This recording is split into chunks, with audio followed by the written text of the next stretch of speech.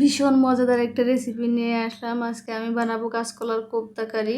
আর আপনি যদি আমার চ্যানেলে নতুন হয়ে থাকেন তাহলে লাইক, কমেন্ট এবং সাবস্ক্রাইব করবেন। আমি এখানে কোপ্তা বানানোর জন্য 3টা কাঁচকলা নিয়েছি একটা আলু, এগুলো এভাবে কেটে সিদ্ধ করে নিয়েছি। এখন আমি এগুলো ছুলে নিয়েছি। আমার আলু কলা ছুলে নেওয়া হয়ে গেছে। এখন এগুলো আমি হাত দিয়ে ম্যাশ করে নেব। ম্যাশ করে নেওয়া হয়ে গেছে। এখন এর মধ্যে আমি মটরের ডাল আমি ব্লেন্ড করে রেখেছিলাম সেটা দিয়ে দিব, এটা বাইন্ডিংয়ের জন্য ভালো হবে। এরপর দিয়ে দিব পরিমাণ মতো লবণ, হলুদ, মরিচ, ধনিয়ার গুঁড়া,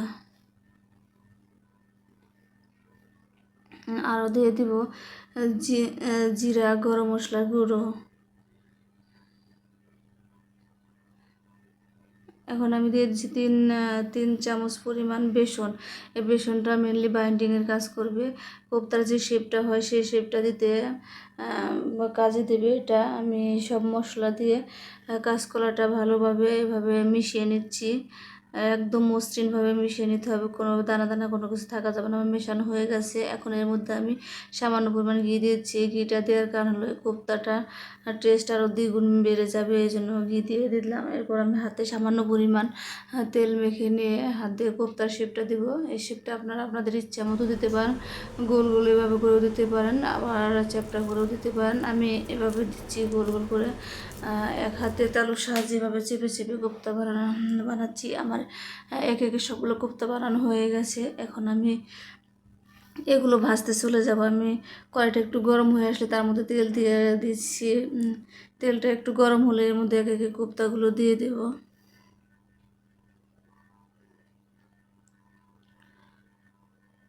চুলার আঁচটা মিডিয়ামে রাখতে হবে। এক পাশে একটু এক পাশে একটু ভাজা হয়ে গেলে উল্টে অপর পাশে ভেজে নিতে হবে। এটা 3-4 মিনিটের বেশি ভাজার দরকার নাই। হালকা একটু গোল্ডেন কালার আসলে এটা নামিয়ে নিতে হবে। আমার অলরেডি কোপ্তাগুলো ভাজা হয়ে গেছে, গোল্ডেন কালার চলে আসছে। এখন এগুলো আমি নামিয়ে নিচ্ছি।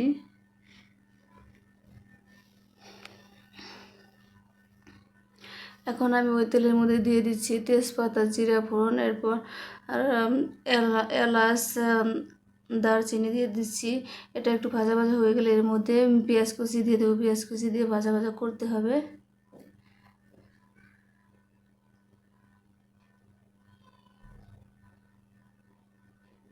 পেঁয়াজটা একটু গোল্ডেন কালার চলে আসলে এর মধ্যে দিয়ে দিতে হবে পরিমাণ মতো লবণ। তারপর দিয়ে দিচ্ছি আদা রসুন পেস্ট। এখানে আমি দুই চামচ আদা রসুন পেস্ট করে রেখেছিলাম, সেটাই দিয়ে দিচ্ছি। এই মশলাগুলো ভালোভাবে ভেজে নেব।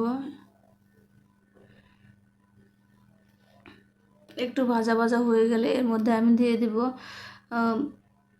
1 টেবিল চামচ মরিচ গুঁড়া, হলুদ গুঁড়া, ধনিয়া গুঁড়া। একটু এগুলো দেওয়ার পর একটু ভাজা ভাজা করে নেব। তারপর আমি সামান্য পরিমাণ জল দিয়ে মশলাগুলো কষিয়ে নেব। এই মশলাটা আসলে অনেক ভালোভাবে কষাতে হবে, 6-7 মিনিট ধরে কষিয়ে নিতে হবে। মশলাটা কষানো ভালো হলে তরকারির টেস্টটা দ্বিগুণ বেড়ে যায়। আমি জল দিয়ে 5-6 মিনিট এরকম কষিয়ে নেব। যখন মশলা থেকে তেল ছেড়ে দিবে তখন মশলাটা ভালোভাবে কষানো হয়ে গেছে। এই পর্যায়ে আমি 3 টেবিল চামচ টক দই দিয়ে দিচ্ছি। এই টক দইটা দেওয়ার কারণে গ্রেভিটা অনেক বেশি টেস্টি হয়।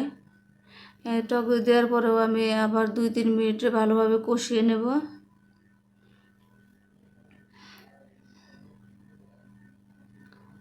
আমার কষিয়ে নেওয়া হয়ে গেছে, মশলা থেকে তেল ছেড়ে দিয়েছে, আমার মশলাটা অলরেডি কষানো শেষ হয়ে গেছে। এখন আমি এর মধ্যে পরিমাণ মতো ঝোল দিয়ে দেব। ঝোলটা একটু বেশি দিতে হবে, বেশি বলতে অনেক বেশিও না, পরিমাণ মতো। কারণ এই কোপ্তাগুলো যখন দেব কোপ্তায় অনেক বেশি ঝোল টানে, এই জন্য একটু বাড়িয়ে দিতে হবে। আমি যেভাবে দিয়েছি এটা আপনারা আপনাদের পরিমাণ মতো দেবেন। ঝোলটা এভাবে বলক এসে গেলে এর মধ্যে আমি সেই ভেজে রাখা কোপ্তাগুলো দিয়ে দিচ্ছি।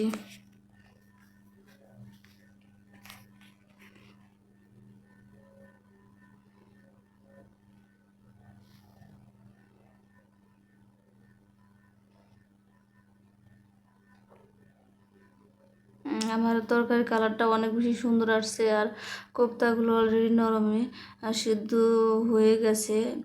এখন আমি এর মধ্যে দিয়ে দিচ্ছি কয়েকটা কাঁচামরিচ চিড়ে, এটা জাস্ট কাঁচা কাঁচা ফ্লেভার আসার জন্য। এরপর দিয়ে দিচ্ছি জিরা গরম মশলা, এগুলো দিয়ে ভালোভাবে মিশিয়ে নেব।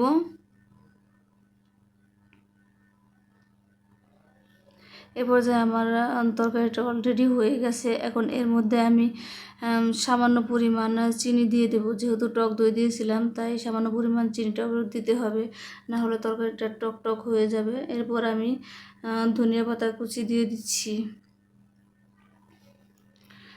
তরকারিটা আমার অলরেডি হয়ে গেছে। এখন আমি নামানোর আগে ঘি দিয়ে নামিয়ে নেব। ঘি দিয়ে ভালোভাবে মিশিয়ে নিচ্ছি।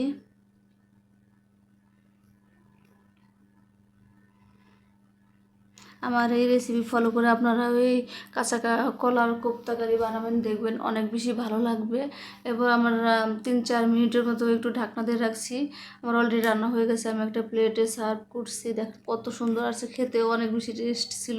আমার এই ভিডিওটি ভালো লাগলে প্লিজ লাইক, কমেন্টস এবং সাবস্ক্রাইব করবেন। ধন্যবাদ।